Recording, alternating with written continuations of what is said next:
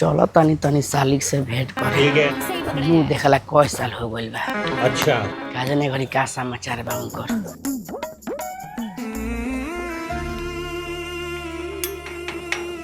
अरे साली साहिबा खोलक के मारी दुआरी तार दी जाइल बारे। कौन है बे? साली साहिबा अरे साली साहिबा बिलैया के लौकल बा मछरी लागत रात भर कचरी लागोरा लागोरा बाबू लागोरा। केवड़िया खोले में इतना देरी काहे कइलू हो? सारू भाई से कुछ करवाओ तो लो का? ना ना ना ना जीजा जी रहुआ प्रणाम। अरे खुश रह कह घर में घुस रह। हाँ हाँ काहे ना चली घर में चली बैठी। कहीं समाचार दीदिया ठीक बियन? अरे अब दीदी क्या पूछ ले बारी अब उनका से लोड नहीं के खींचा उनकर मशीन छीक लागता करे। अच्छा उ सब छोड़ सारू भाई कहने बारन दिखाई नहीं खन दे। बानी गोइल बानी खेतवा में आवतनी तो का पूछले बानी कहीं जुओ खेलत हुई हमार तो करम फूट गई ओकरा से बियाह क के। अच्छा उ सब छोड़ हई लो मिठाई दे दिया लइका तन खा दियन सब। ठीक बा ठीक। थोड़ा होने बड़ा गरमी बारी दादा। आउ समाचार सुनाई। आउ सब ठीक बाबे उहे तरह से भेंट करे के मन कइले कहता चलो नहीं बहुत दिन हो गला देखाला। अच्छा ना ठीक है कोई नहीं है जानो तनी कबो कबो मन करेला नु कि हे मशीन में किरासन तेल डाल के आ जरा दी। ये जवानी के का फायदा जो पिसा के नइखे बनत माय। अच्छा घबरा जौन हम आ गइल बानी नु तारा मशीन में चीन खींच देता नी। रोका तनी सारू भइला के फोन लगा के पूछा तनी के केने बारन। उठाइए ना सरपति चलाओ उठाइए ना लो सस्ता लो सो उठाइए ना उठाइए ना उठाइए ना रो फोन आगो रोको सो फोन आगो।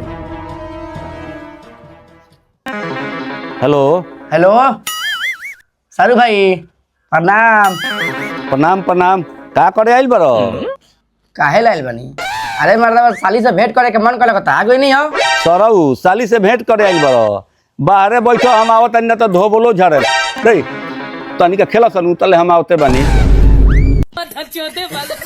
सरऊ बहरी बैठी हम तारा मालूम नहीं के तारा शादी से पहले हमार रहे आज कह तारा की बहरी बैठी आओ। बैगन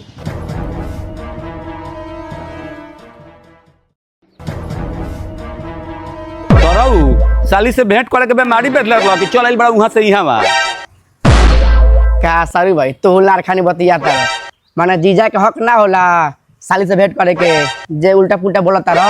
अबे साले अच्छा जीजा के हक होला साली से भेंट करे के भेंट कर ले सुनू हम निकल निकल जल्दी निकल जल्दी निकल।